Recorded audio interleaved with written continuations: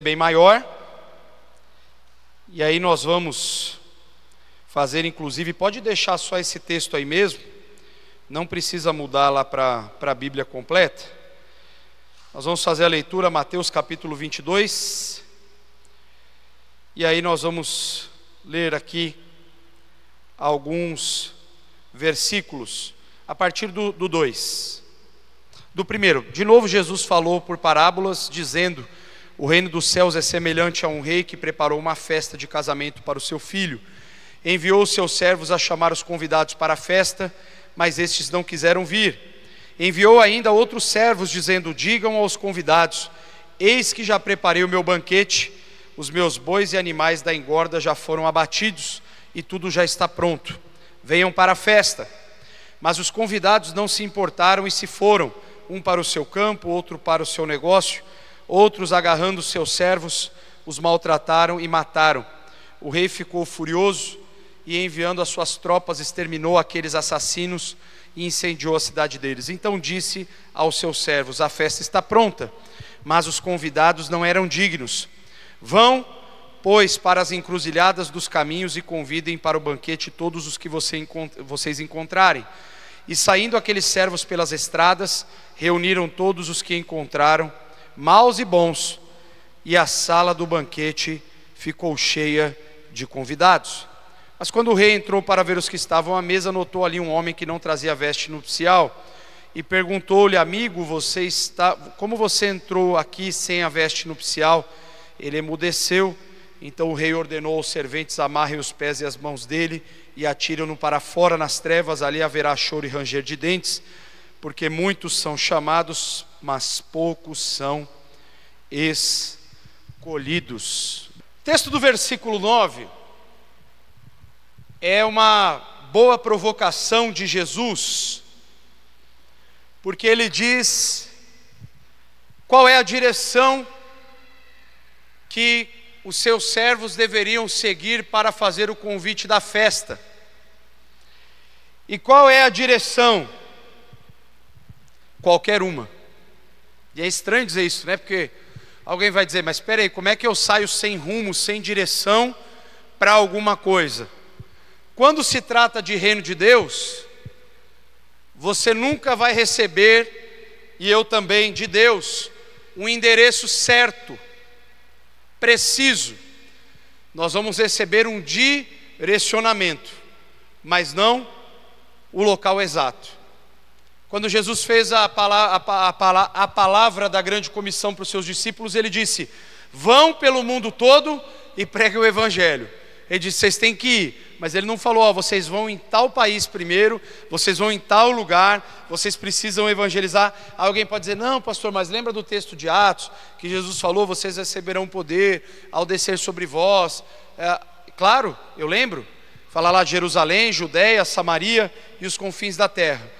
Mas aqui na parábola, e é interessante a gente pensar nisso, ele falou: vai pelas encruzilhadas dos caminhos, convidem quem vocês acharem. Interessante que o Senhor, ele nos dá uma referência de que os convidados da festa não têm perfil socioeconômico definido, não têm etnia, não têm bairro ou localização geográfica mais ou menos privilegiada. Os convidados da festa são todas as pessoas que estiverem pelo caminho. Qualquer um que você e eu encontramos pelo caminho precisa ser convidado para a festa. E às vezes não é fácil da gente entender isso. E o tema da reflexão dessa manhã: convide todos para a grande festa. Aqui eu usei o recurso da IAL, pus até Jesus batendo palma aqui, né? Ele feliz ali com a festa, né? Só não botei um bolo ali, que aí não ia ficar meio fora de contexto. Mas eu fico imaginando esse dia como que vai ser para a igreja, o dia das bodas. Como que vai ser para Jesus isso? Como que vai ser para nós, para os salvos? Como é que vai ser esse dia? Como é que vai acontecer todas as coisas? Eu não faço a mínima ideia. Eu sei que haverá o dia da boda do Cordeiro, a igreja vai estar presente, e vai ser um tempo de muita celebração. Porém, nós não temos os detalhes.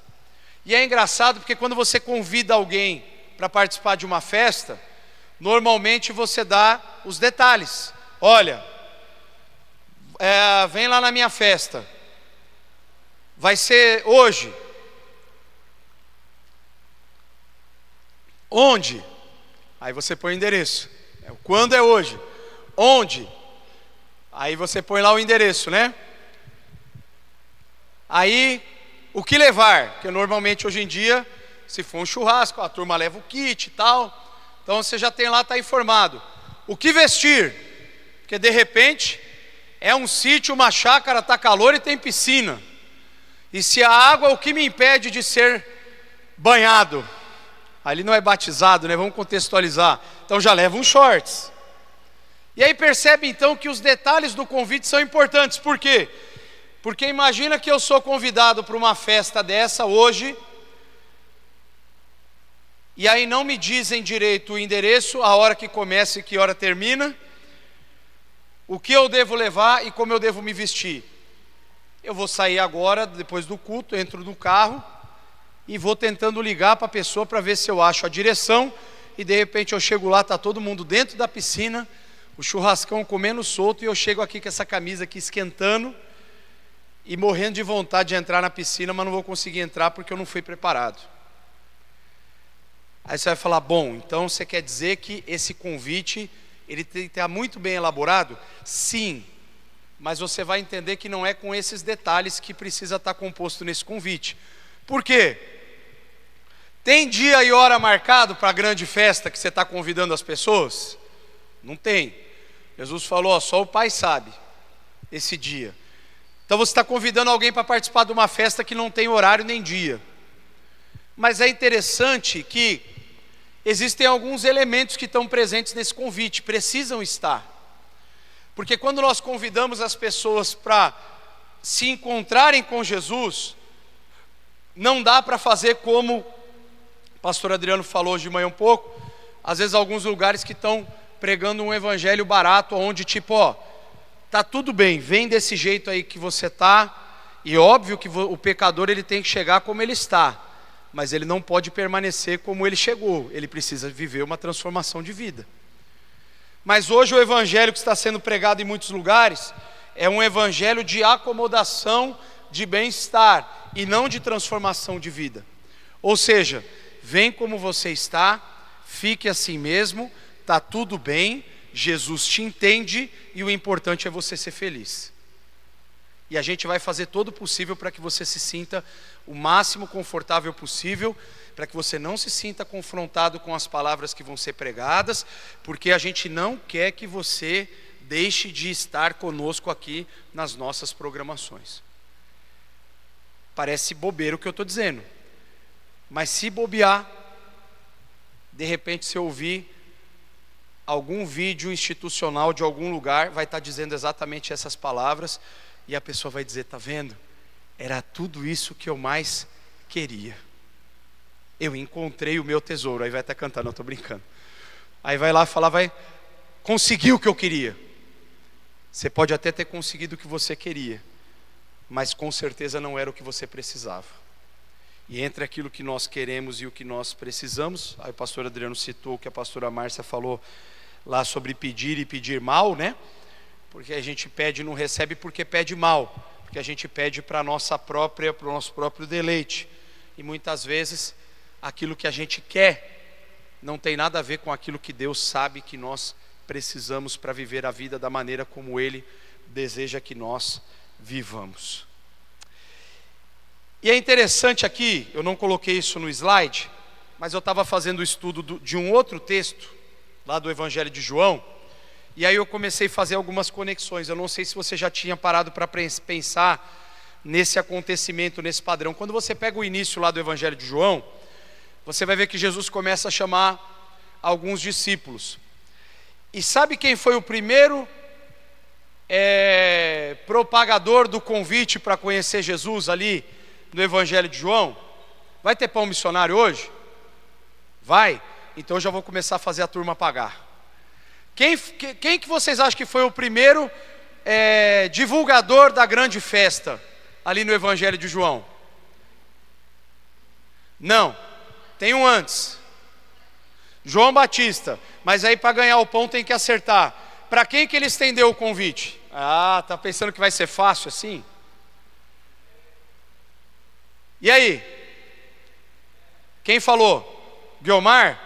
Então você vai fazer o seguinte, ó. Então eu não vou ser injusto. A Letícia vai ganhar um pão e o Guilmar vai ganhar outro. Irmão Ovídio vai comprar um pão para o Guilmar, tá bom, irmão Ovídio? Vai dar um pão missionário para o Guilmar. Um pão missionário. E o Massami vai dar um pão para a Letícia. Pronto. Eu não posso dar um pão para minha própria filha. Se outro irmão acertar agora, depois eu vou dar um pão também. Aqui a gente vende pão e toda a oferta do pão é para missões. Aí eu tenho que vender durante a pregação. Os irmãos vão respondendo a mensagem. E aí outro irmão oferta, porque mais feliz é o que dá do que o que recebe. Leva lá para o pastor Jorginho essa dica que funciona bem para missões aí. E aí, João então falou para André e para mais um, porque eram dois, né? Eram dois discípulos, só deu o nome de um, o outro não deu. E aí o que João Batista falou? Ele falou acerca do caminho, e aí eles foram ver. Aí a gente vê o padrão se repetindo. Por quê? Porque André, quando recebe essa verdade, o que ele faz? Ele vai falar com o irmão dele, Simão Pedro. E aí Felipe, eu já podia ter vendido mais 2 pães aqui, né? Eu comi bola, né? Já estou dando a resposta, agora não vai adiantar mais. Felipe, então, quando recebe também essa chamada, o que ele faz? Ele vai falar com quem? Agora serve, vai. Com quem que Felipe vai falar? Quem falou, Natanael? Vai o Marciano, que você respondeu, você já ganhou. Irmão Natanael, e aí Natanael é famoso porque ele diz aqui, de Nazaré, tem alguma coisa boa de Nazaré?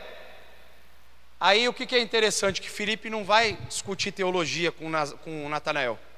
Ele não vai lá, não, porque você não conhece o profeta, a lei, os profetas, você está falando besteira. O que ele fala para ele? Venha e veja. Irmão, vai lá ver, depois você me fala se esse preconceito teu é procedente. Mas o que é interessante de todos esses casos? Só esqueci, quem que vai dar o pão para o Marciano aqui? Deixa eu pensar, o Rafael. Obrigado, Rafa. Ó, compra um pão para o Marciano. Deus abençoe você. Olha só, percebe que um sempre vai indicando o caminho para o outro. Nós não somos o dono do caminho, nós não temos todo o conhecimento de toda a mensagem que precisa ser pregada, mas nós falamos para onde essa pessoa precisa ir. Olha, Jesus, você precisa ir até Ele. Você precisa ir até Jesus. E é engraçado que cada pessoa que aprende que ela precisa ir até Jesus, ela deveria, de forma orgânica, natural, indicar agora esse caminho para outras pessoas. É esse processo que a gente comumente chama de evangelização. Eu estou falando de convidar para a festa aqui, mas você pode chamar de evangelização, que é o termo correto. E aqui eu coloquei uma frase, eu não sei se foi essa que eu escrevi aqui, mas eu também vou ler. Um encontro genuíno com Cristo jamais resulta em silêncio. Quando nós provamos que o Senhor é bom, nós não podemos nos calar. A frase que eu coloquei agora é a próxima. Tá essa mesmo, pode voltar lá, tá certo.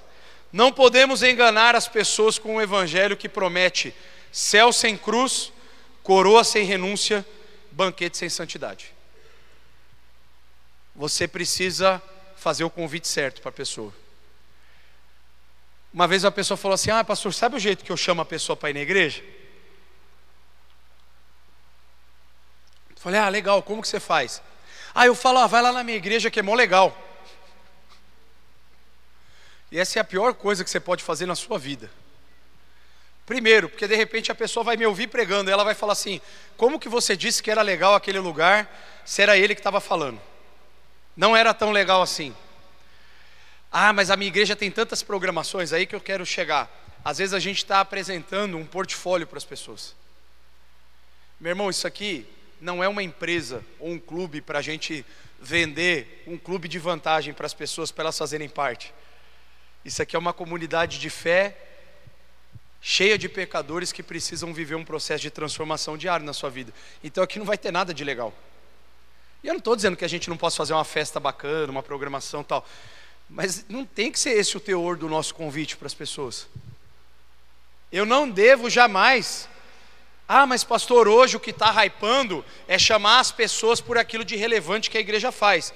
Aí eu te pergunto, quando você diz relevante, qual é a tua resposta? Você está alimentando os pobres? Você está mudando a realidade social das pessoas que estão à sua volta? Você está levando transformação de vida para quem precisa? Não, eu ia falar que é bem legal lá que a gente faz umas cantinas, uma lanchonete, um negócio legal, é diferente, a galera fica jogando. Então, mas isso aí você concorda? E aí que eu não quero desprestigiar, porque eu acho bacana. O pessoal tem entretenimento, vem no culto, depois curtir, não tem problema com isso. Mas quando, se eu vou num lugar porque eu estou mais preocupado com a piscina que ele me oferece ou o pimbolim que ele me oferece do que com o alimento que eu preciso, você concorda comigo que a qualquer momento que surgir um parque novo de diversões, a pessoa vai começar a ir lá e não vem mais aqui?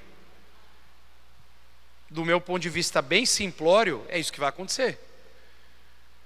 Porque se o que me prende na questão de raiz ao reino, a questão de caminhar junto, de caminhada de fé, não é de fato a mensagem que me transformou e que transforma os meus irmãos e que nos une para a gente poder seguir junto, meu irmão, na semana que vem, se abrir um novo shopping evangélico aqui em Paulínia, todo mundo vai pegar e vai para lá. E de fato isso já acontece. Eu vou preparar um material ainda sobre os prostitutos cultuais. Vai ser meio pesado. Eu conversei com o pastor Wilson Guimarães sobre isso. Vai ser meio duro a mensagem. Mas, antigamente as pessoas iam prestar oferendas e os prostitutos cultuais, eles estavam nos templos. Hoje, as pessoas prostituem a sua fé buscando encher os seus próprios estômagos com seus próprios anseios.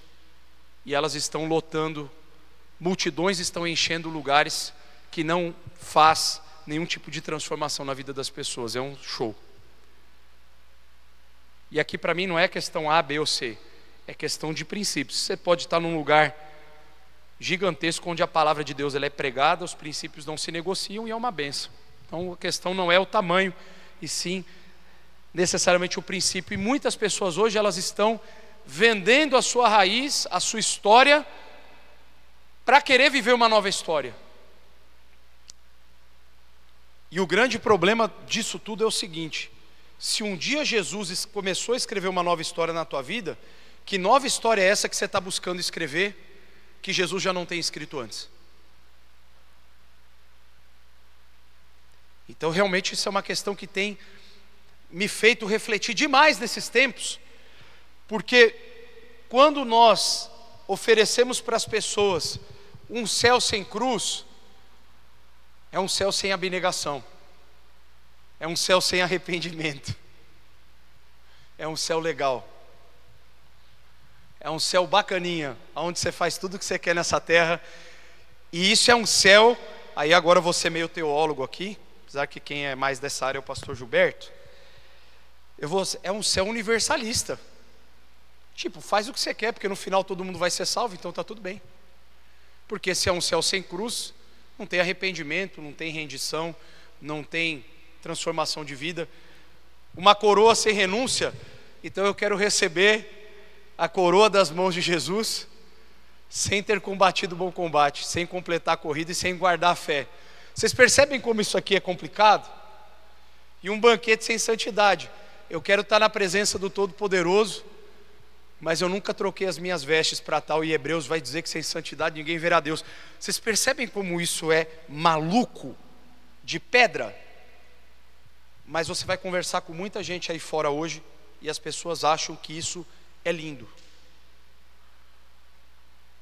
E para eu seguir aqui, eu vou pegar mais pesado ainda, agora. E eu sei que isso é verdade, o próprio Marcos da Andréa já me disse isso, e eu já sabia de um outro pastor antigamente lá. Vocês sabiam que na Suécia hoje, e a Suécia é o berço da nossa denominação, o nosso fundador é de lá, a nossa missão é de lá.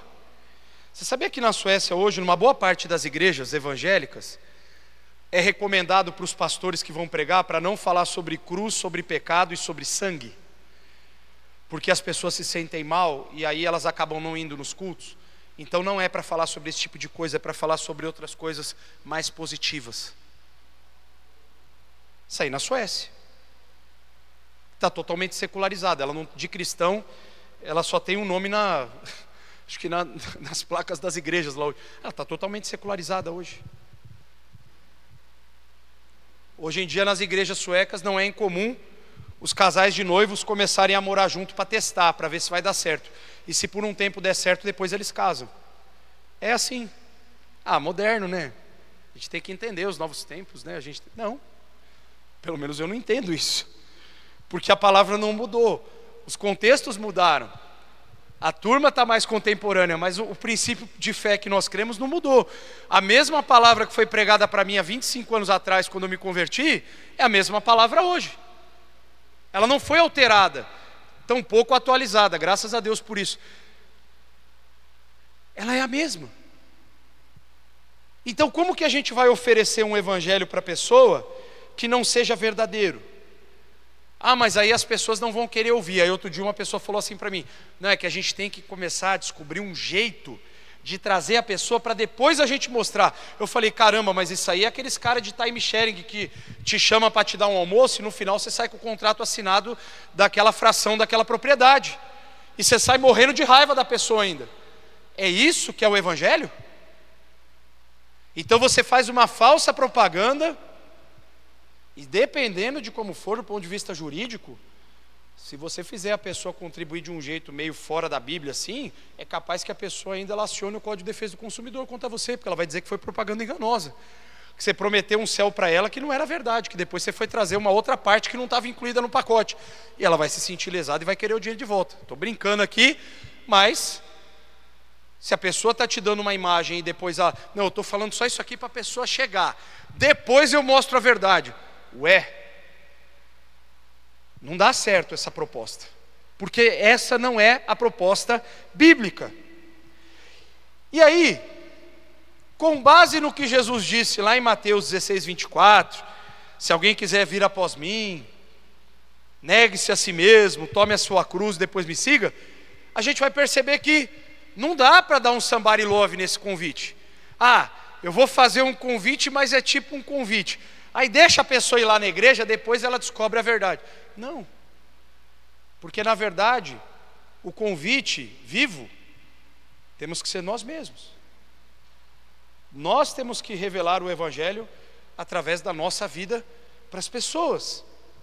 E eu quero compartilhar com você nessa manhã 4 verdades inegociáveis que todo convidado à festa do Cordeiro precisa compreender quando você convidá-lo. Gente, nós não fomos chamados para ganhar pessoas para Jesus. Parece até estranho o que eu vou dizer. Você foi chamado para pregar o evangelho. Você não sabe se essa pessoa vai se converter ou não. Isso não é do teu departamento ou meu. Isso aí é problema do Espírito Santo com a pessoa. A Bíblia diz que ele convence o homem do pecado, da justiça e do juízo. Não somos nós. Nós pregamos o evangelho. Então, o que precisa ter nesse convite? Em primeiro lugar, esse convite precisa constar que essa pessoa precisa mudar de vida. Evangelho sem cruz, sem transformação, é palestra de influenciador, coach famoso, que te cita um monte de textos da Bíblia, mas não vive a vida cristã e não sabe sequer o que está falando. Evangelho sem mudança de vida não é evangelho, é nominalismo cristão. É o que antigamente eram os católicos no Brasil e hoje são os evangélicos. Hoje nós temos talvez quase 40% de evangélicos nominais nas igrejas. Você lembra do que era o católico nominal? Eu sempre brinco, que era a minha família.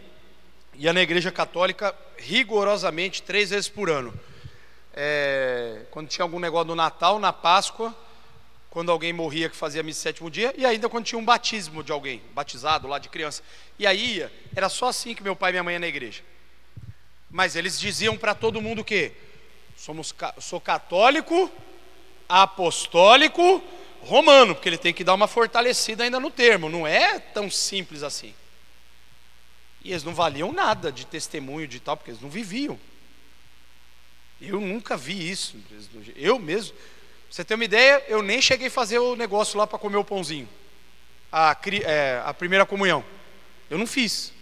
Você vê como meus pais eram fervorosos na igreja católica. Eu não fiz esse negócio. E aí, por que eu estou te dizendo isso?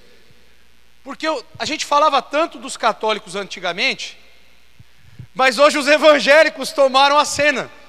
Porque os evangélicos cresceram no Brasil em proporção. E hoje, uma boa parte dos evangélicos não consegue frequentar 3 domingos por mês a igreja.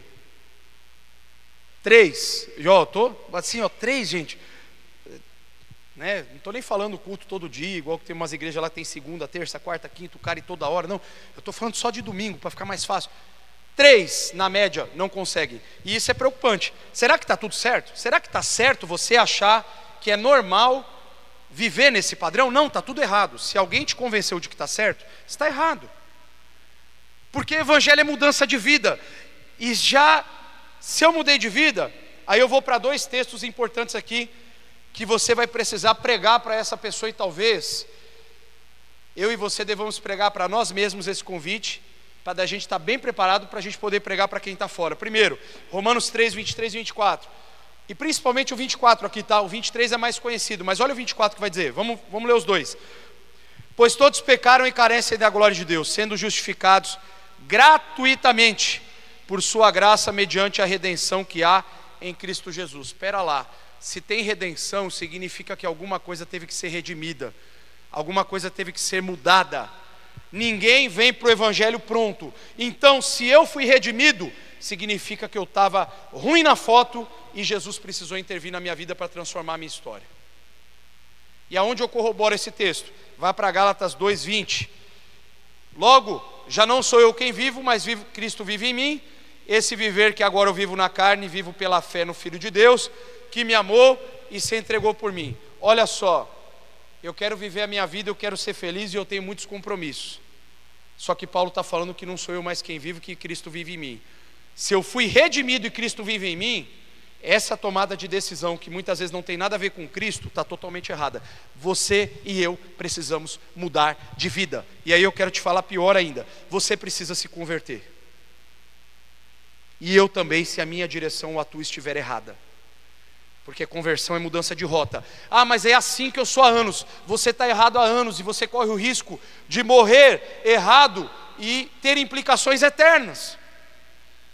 Porque se você estiver levando a sua vida de qualquer maneira, pode ser que a expectativa eterna que você tenha do céu não reflita a realidade que você vai vivê-la. Mudar de vida não é reforma, é ressurreição. Não é dar uma jogada de reboco aonde está ruim, é começar de novo. Ou você se converte de verdade e fala, agora eu sou crente, e se eu mentir eu não minto mais, se eu roubava eu não roubo mais, se eu falava um monte de besteira e de palavrão eu não falo mais, porque ou eu me transformo pela graça de Jesus, ou tem alguma coisa errada.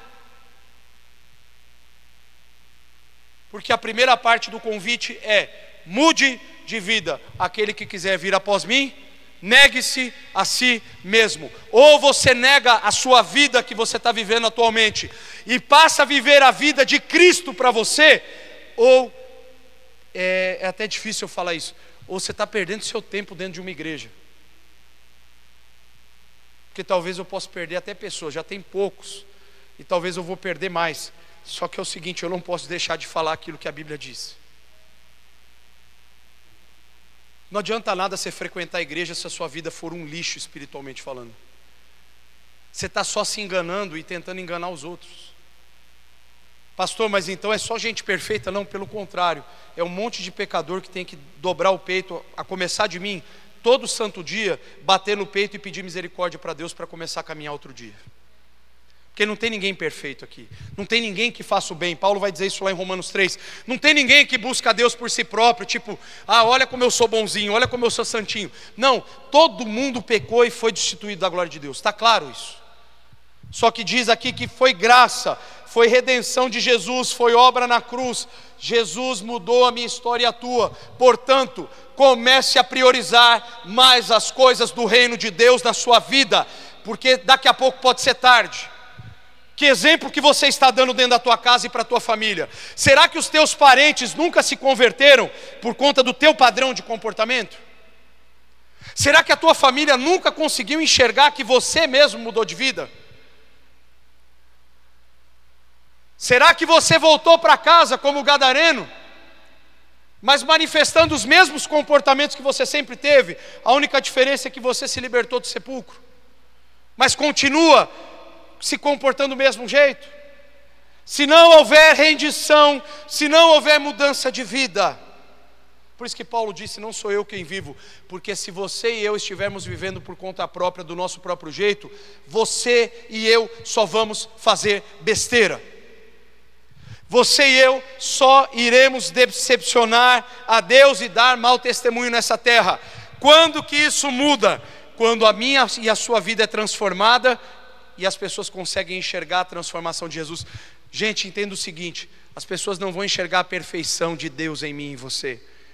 Elas vão ver que mesmo você e eu, sendo seres tão quebrados e imperfeitos, estão mudando para melhor cada dia um pouquinho.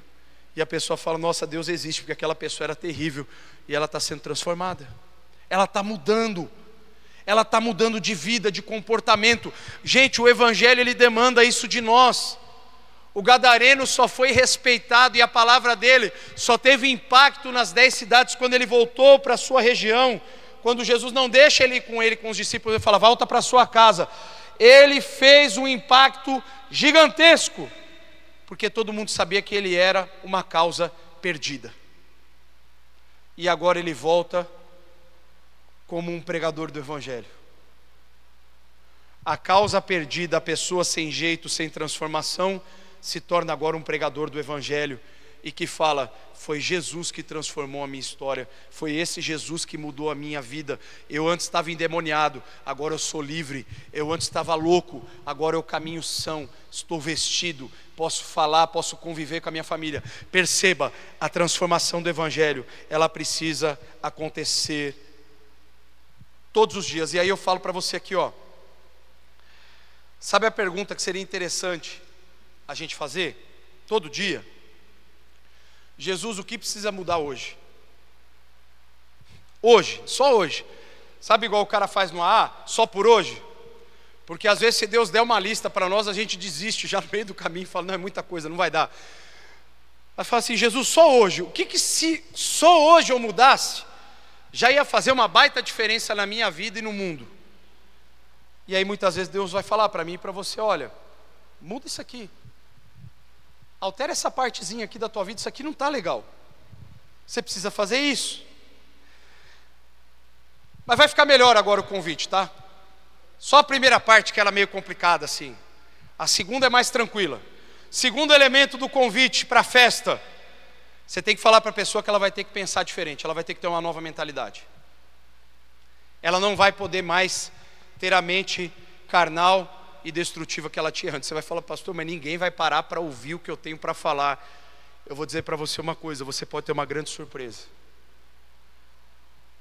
Você sabe o que as pessoas gostam muito de fazer hoje? Teologar, filosofar, ficar discutindo um monte de coisa, argumentos e tal.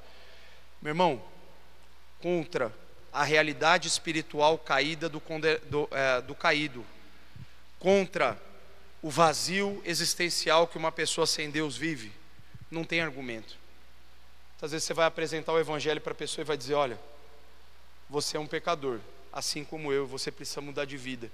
Pastor, mas eu vou chamar a pessoa de pecadora? Não, você vai constatar o que de fato ela é, assim como nós somos também.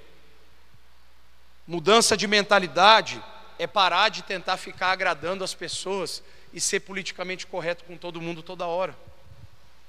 O mundo está cansado de gente politicamente correta. Ah, mas as pessoas têm milhões de seguidores. Elas têm. Você pode ter 1 milhão de seguidores, a questão é quantos discípulos você forma. Discípulo, talvez, se você tiver 1 ou 2, é muito.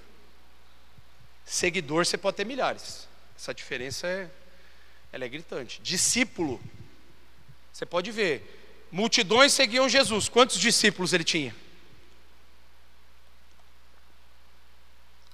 11, né? Um era meia boca ali que estava ali, mas eu gostava mais do dinheiro. Ele já era da teologia da prosperidade, ele era adepto Ele já estava montando já o esquema da teologia da prosperidade. Ela não deu muito certo, lá já não deu. A nova mentalidade, olha o que Paulo vai falar em Colossenses capítulo 3, versículos 2 ao 4.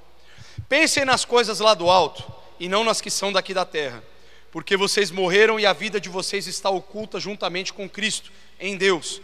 Quando Cristo, que é a vida de vocês, se manifestar, então vocês também serão manifestados com Ele em glória. Paulo está dizendo o seguinte: pense nas coisas do céu. Sabe quando você e eu damos mais importância para as coisas daqui do que para as coisas de Deus? É exatamente porque é aquilo que você está mais alimentando no teu coração. O que é mais importante para você? É a atividade social? É o que você escolheu fazer? É isso que importa de verdade? Essa é a tua prioridade da tua vida? Se for, se as coisas terrenas elas tomam mais lugar na tua agenda do que as coisas celestiais, então na verdade Deus não fez mudança alguma na tua vida, e nem na minha. Porque a mudança de mente que Paulo vai dizer lá em Romanos 12:2, que ele vive ou não viva conforme o padrão desse mundo, mas deixe que Deus os transforme pela renovação da mente. Eu acho interessante a turma que não gosta do livre-arbítrio, mas aqui como é que eu faço? Deixe que Deus transforme. Ué, eu tenho que deixar Deus transformar, mas eu não tenho livre-arbítrio? Como é que eu faço aqui? Não, é exatamente pelo fato de que a palavra de Deus vai ser colocada diante de mim e a decisão é minha e sua. É muito cômodo eu descansar de que Deus vai fazer a obra em mim na hora dele, no tempo dele. É só as coisas seguirem. Não, enquanto você e eu não nos posicionarmos e dizer: Senhor, muda a minha história. Eu não quero mais viver do jeito que eu vivia antes. Enquanto você e eu não nos posicionarmos, não vai acontecer mudança nenhuma. Mas Deus não pode? É claro que Ele pode fazer o que Ele quiser, Ele é Deus. Mas o que Ele não pode é negar a si mesmo. E Ele é um ser livre. E nos dotou com liberdade. E como Ele não muda, Ele não pode a partir de um determinado momento falar: essa liberdade está muito complicada, vem aqui que agora eu vou tomar, deixa que eu faço. Você não, calma, irmão. Você deve sim consagrar a Deus o teu querer, porque enquanto você está andando por conta, é você. Mas é muito bom você dizer: Senhor, seja feita a tua vontade, me ensina a viver a tua vontade. Você tem que se posicionar. O que o pastor Adriano falou na palavra de oferta, a oração do Pai Nosso?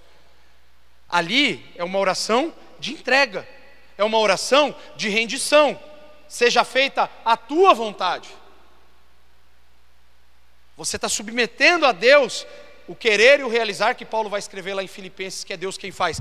Essa é a atitude correta. Mas eu só consigo pensar desse jeito quando a minha mente muda. Porque enquanto a minha mentalidade ela só está voltada para as coisas desse mundo, aí eu tenho um problema sério. E não está o texto aqui, mas eu me lembro mais ou menos de cabeça. 1 João capítulo 2, acho que é o versículo 18, 19 e 20, se eu não me engano. João vai dizer assim: não amem o mundo nem o que nele há, porque no mundo é a cobiça da carne, a cobiça dos olhos e a ostentação dos bens. E aí ele vai dizer: o mundo e a sua cobiça passam, mas aquele que faz a vontade de Deus permanece para sempre. Ou você muda a sua mentalidade e eu mudo a minha, ou não vai dar certo. Enquanto você pensar de forma carnal, Deus nunca vai ser a prioridade do seu coração. Fazer as coisas para Deus, servir a Deus, evangelizar, nunca vai ser o propósito da sua vida. Sempre vai ter alguma coisa mais importante. E olha, de pessoas com a agenda cheia, Jesus não está muito afim. E eu vou te dar os exemplos na Bíblia. Não preparei aqui, mas veio na cabeça agora aqui, eu vou citar. Jovem rico, ele tinha uma agenda muito formada já nas finanças. Ele já tinha o esquema dele. E quando Jesus falou: dá tudo que você tem aí para os pobres, você vai ter um tesouro no céu, o que aconteceu? O que Jesus falou para ele? Ficou triste. Jesus não falou para ele: não, tudo bem, vem cá, tá tudo bem, você não quer dar hoje? Quem sabe amanhã você fica mais feliz comigo? Não. Jesus falou: vai, larga tudo. Você fala que você obedece todos os mandamentos, mas se você amasse a Deus acima de todas as coisas, você faria rapidinho o que eu estou te pedindo e não questionaria. Mas ele saiu triste. Outras pessoas com a agenda cheia com Deus. A parábola lá, quando ele fala assim, um falou, Senhor, eu comprei uma junta de bois e eu preciso testar. Eu comprei uma fazenda, eu preciso testar. Olha, deixa eu enterrar meu pai e minha mãe, depois eu venho. Tudo que a gente colocar de compromisso mais importante do que o próprio Deus, entenda que Deus não está satisfeito com isso. Em todas essas parábolas, Jesus sempre estava trazendo uma lição de exortação com relação à falta de prioridade do reino de Deus. Precisa ter uma mudança, uma nova mentalidade. A mente do cristão é como uma antena, ela precisa estar sintonizada na frequência do céu. Você pode ir lá, lembra da parabólica, quem já teve? Ou aquelas antenas pé de galinha, que aí você tinha que virar ela, porque quando teve a TV digital já foi outra coisa. Que aí bastava que você colocasse ela um pouco para cima que pegou ar, que ela pegava sinal. Ali, né, lá, tal, só não podia ficar fechado o concreto. Mas antigamente você tinha aquelas antenas, e até uns irmãos mais antigos do que eu, porque eu não fazia isso. Mas alguns mais antigos que eu, chegava a pôr até bombril na ponta da antena, né, Jorge? Para melhorar o sinal, não é isso?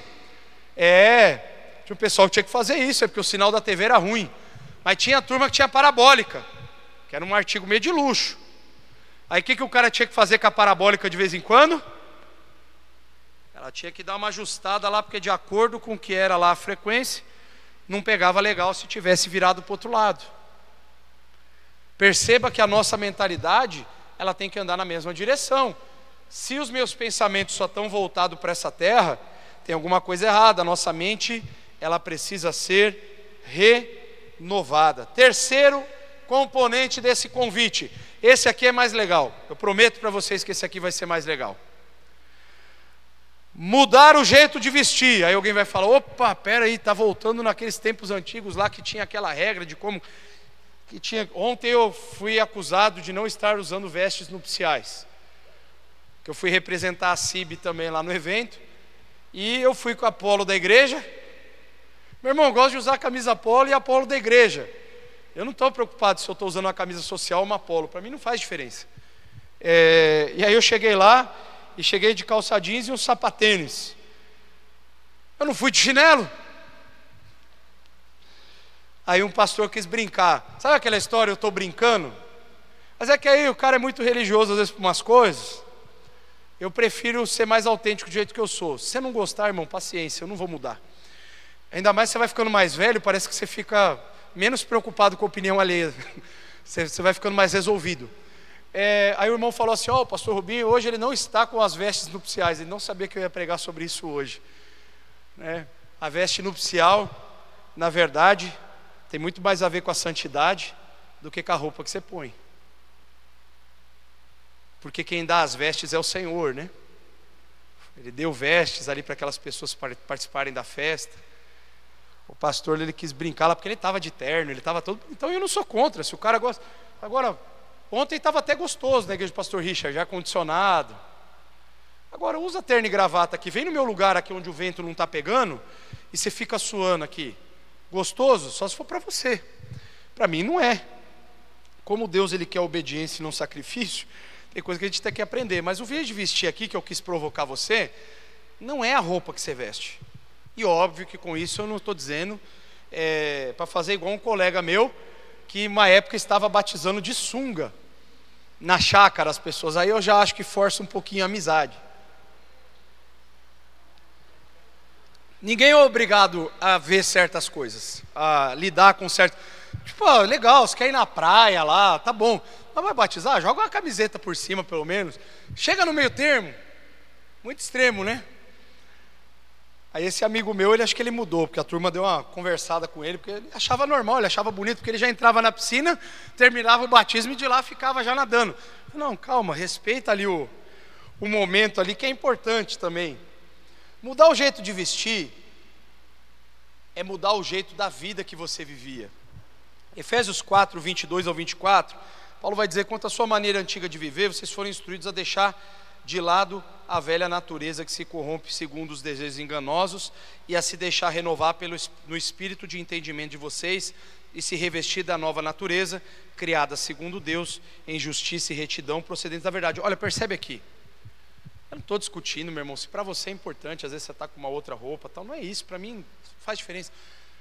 O meu ponto é que às vezes eu vou tornar uma coisa mais importante do que o princípio. Isso pode ser para roupa, isso pode ser para a vida financeira, isso pode ser para qualquer área da sua vida. Não é só de uma coisa que Paulo está falando aqui, porque ele está falando de modo de vida. Ele está dizendo a sua maneira antiga de viver é como você procedia no seu falar, no seu agir, nos seus negócios, no seu trabalho, na sua vida religiosa e assim por diante. Então a maneira antiga que você tinha, você precisa se despir dela e vestir agora uma nova roupa. E vestir a nova roupa aqui nesse contexto é exatamente esse ponto. Precisa haver um ponto de mudança. Lembra que eu citei o Gadareno? O Gadareno está aqui agora, Marcos capítulo 5, versículo 15, ó. Aproximando-se de Jesus, viram o endemoniado, o que antes estava dominado pela legião, assentado, vestido em perfeito juízo, e temeram.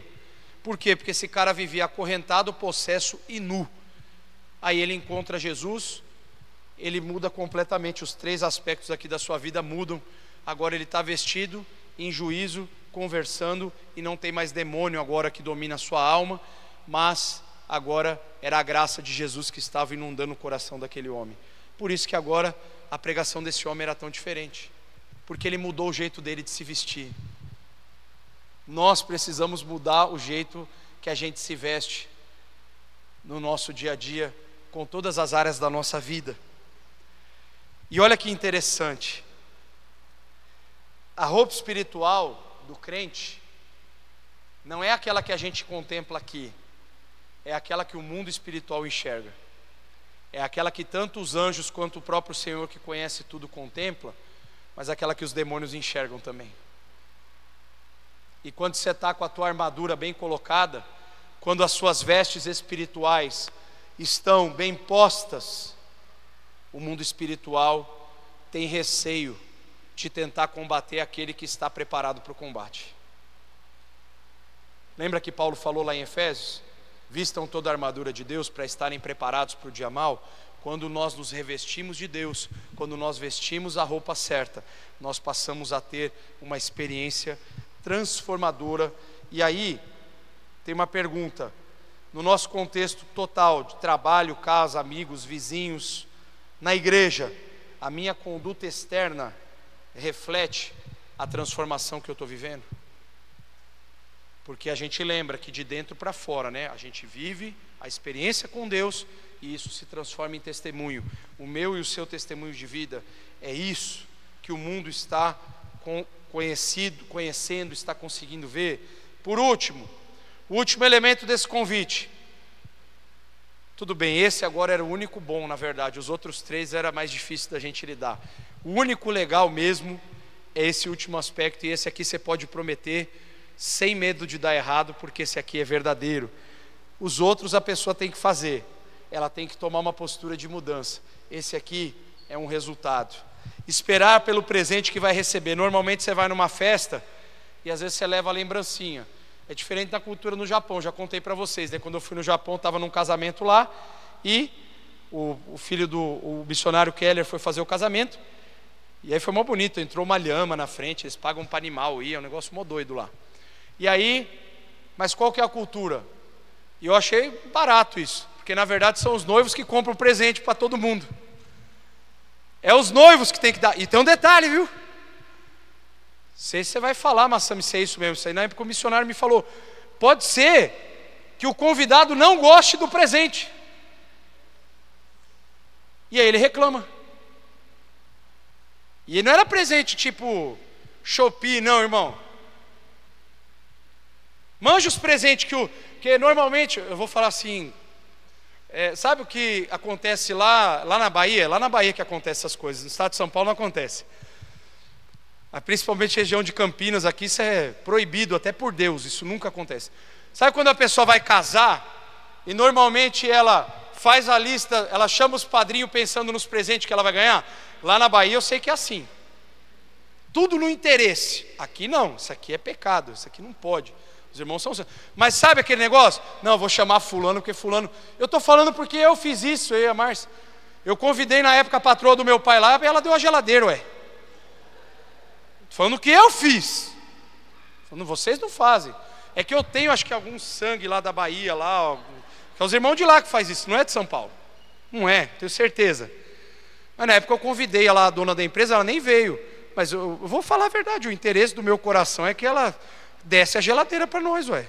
É verdade. Eu vou mentir? Mas irmãos, eu tinha 20 anos. Então passa. Hoje eu teria vergonha de fazer isso. Mas com 20 anos de idade eu achava que era a coisa mais natural do mundo. E posso piorar a situação? Eu pedi uma geladeira para ela. E a mulher era milionária, tá? Era uma das mulheres mais ricas do estado do Paraná.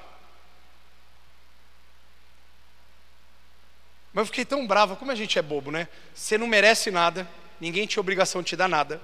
A pessoa vai te dar alguma coisa, e quando ela te dá, você... Eu fiz isso. O que eu fiz? A gente escolheu uma geladeira bonitona lá, na época. E aí eu mandei para a dona Anitta lá. Falei, certeza. Aí eu se consagro.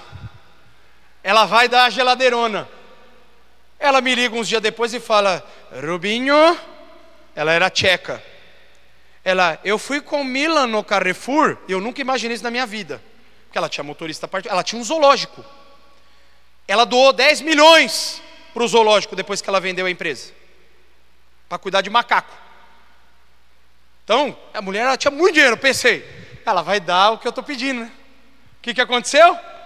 Ela foi lá no Carrefour lá e foi ver que eu tinha pedido uma das geladeiras mais caras. Ela, você recém-casado, não tem filho, não precisa geladeira grande, vou te dar uma pequenininha. Irmãos, eu quis morrer. E o pior é que eu fui tão estúpido que eu liguei para ela ainda para tentar argumentar.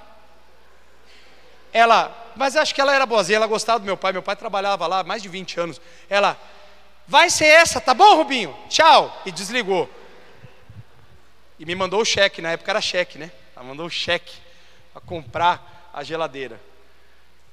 O único cara no estado de São Paulo que fez isso fui eu e os irmãos da Bahia que fazem isso sempre, que eu sei. Que convida alguém por causa do presente. Mas aí eu vou pegar o exemplo do Japão, porque o exemplo do Japão é melhor aqui, ó. Porque na verdade o convidado é presenteado. É o anfitrião que dá o presente. É o dono da festa que fica feliz que você chegou, que separou o lugar para você e que te dá um presente porque você chegou na festa dele. Esse é Jesus. No grande banquete ele vai te receber na porta. Não é anjo que vai receber, é ele. Porque ele vai dizer, vinde benditos de meu Pai. Vai dizer para você, servo bom e fiel, vem sentar aqui na alegria do teu Senhor, vem para o banquete. Vai te dar uma coroa na cabeça. Vai recompensar você, porque você chegou na festa. Percebe que essa festa não tem nada a ver com a nossa? E percebe porque vale tanto a pena você apanhar tanto nas 3 primeiros requisitos do convite, para receber esse convite de fato, porque no final das contas, na eternidade, o que mais importa é o que vai acontecer na eternidade, e não agora. Agora eu posso viver um céu sem cruz, uma coroa sem renúncia, viver uma vida tranquilinha, parece que está tudo bem, sou evangélico nominal, vou na igreja quando dá, não me comprometo com nada, não contribuo, vivo a vida de qualquer jeito, dou mau testemunho, mas aí eu vou chegar lá na igreja, lá no céu e falar, Senhor, eu era membro da Pedra Viva. Quando o pastor pediu, eu até ajudava na festa de missões. Eu comprei o pão missionário. E talvez Jesus vai dizer, se afaste de mim, porque eu nunca conheci você. Porque não tem a ver com o dinheiro que você dá, não tem a ver com o pão que você compra, não tem a ver com o cara que vem aqui pregar, não tem nada a ver com isso. Ou Jesus nos conhece profundamente, o conhecimento aqui é relacionamento, ou de fato Ele transformou a nossa história, ou a gente muitas vezes só vai estar vivendo um faz de contas, vai estar se enganando na igreja. Você tem que mudar de vida. Para de enrolar você mesmo. E mude, por quê? Porque você vai esperar por um presente que você vai receber no final de todas as contas. Romanos 6, 22 e 23, a gente costuma ler normalmente, só o 23, mas olha o que diz o 22. Agora, porém, libertados do pecado, transformados em servos de Deus. Está vendo? Está tudo no convite isso aqui? Olha que interessante. O fruto que você escolhe é para a santificação, e o fim, neste caso, é a vida eterna, porque o salário do pecado é a morte, mas o dom gratuito de Deus é a vida eterna em Cristo Jesus, nosso Senhor. E olha que promessa linda que Jesus fez lá em João 14, versículo 2 e 3.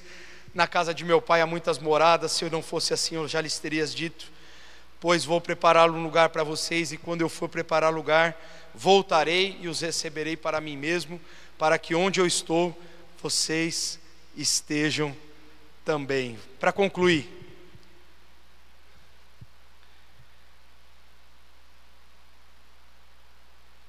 nós vamos ler aqui, depois eu vou ler para você um poema, eu não sei se ele ficou bom, deve ter ficado. Quando fizer o convite, seja honesto, diga ao convidado que ele precisa mudar de vida, não pode trazer o pecado para a festa. Explique que ele precisa de mente renovada, porque os valores do mundo não cabem no reino. Mostre que precisará vestir-se adequadamente. Trapos de justiça própria não são aceitos, apenas as vestes de Cristo. E anime-o com a esperança. O banquete aqui é apenas o aperitivo. A festa eterna está no porvir. Vou ler para você aqui, o pessoal do louvor pode vir aqui já. Podem chegar aqui, meus irmãos. Enquanto eu tento ler aqui o convite à grande festa. Mude de vida, deixe o velho eu morrer, que Cristo viva onde você costumava viver. Renove a mente, olhe para o céu sem cessar, pois quem pensa no alto aprende a voar. Vista as roupas que o Senhor preparou, deixe os trapos da velha natureza que Cristo já transformou, e espere confiante pelo presente eternal, uma morada no céu, glória sem igual. 4 passos simples, mas de poder profundo, para quem aceita o convite e deixa esse mundo. Venha como está, mas venha sem temor. Cristo te transforma com seu imenso amor. A mesa está posta, o banquete a esperar. Aceite o convite e outros vá buscar. Não fui eu que escrevi isso aqui, tá, meus irmãos? Vocês não acham que eu teria essa capacidade, né? Essa aqui quem me ajudou foi a Yá. Eu peguei todo o meu esboço e falei, prepara um poema para mim. E ela preparou, ficou bom.